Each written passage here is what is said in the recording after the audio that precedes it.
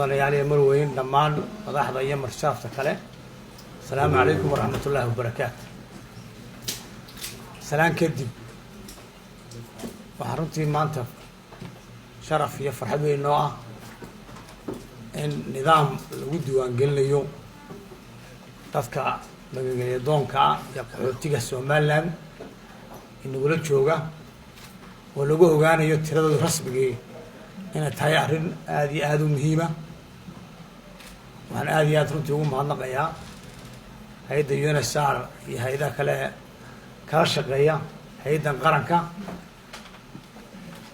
هيدا قرنكا يوحر سعران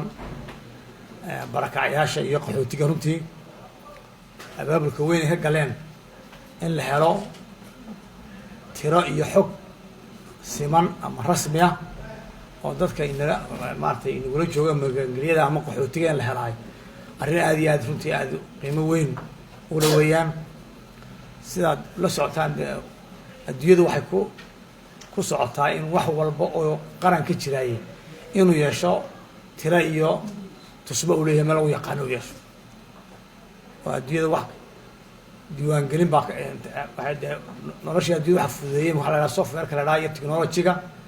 إن الهلي كرو كستو برشة كمدا قريبا كستو برشة كمدا وما قرنك تذكر أخرى أما عندك صوب بيرتبعين حكتو ذي الهلو قارنتي التانية واحد نقص حق هذا قيم بدن أو إنه قانو إنسان يقول جوجا ما يدون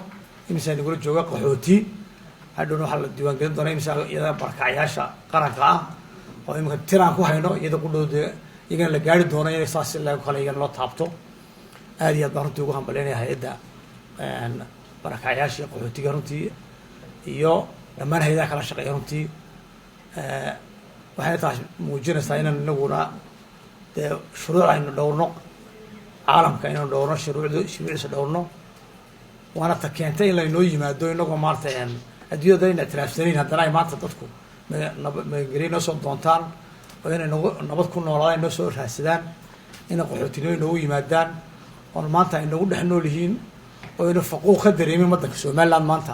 dadkii qaxootiga inaga yimiday sida dalka sida Yemen kale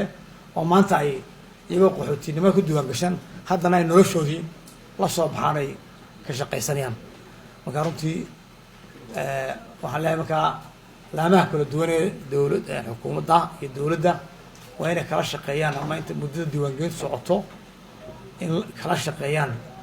sidii dadka loo diiwaangelin lahaa ee xogtooda rasmiga ah aynu wada heli lahayn iyo ma ku boorinayaa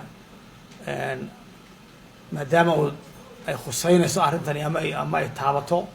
qaybo kala duwan oo maartay wasaaradaha haddii caafimaad tahay haddii waxbarasho tahay haddii immigration laanta socdaalka tahay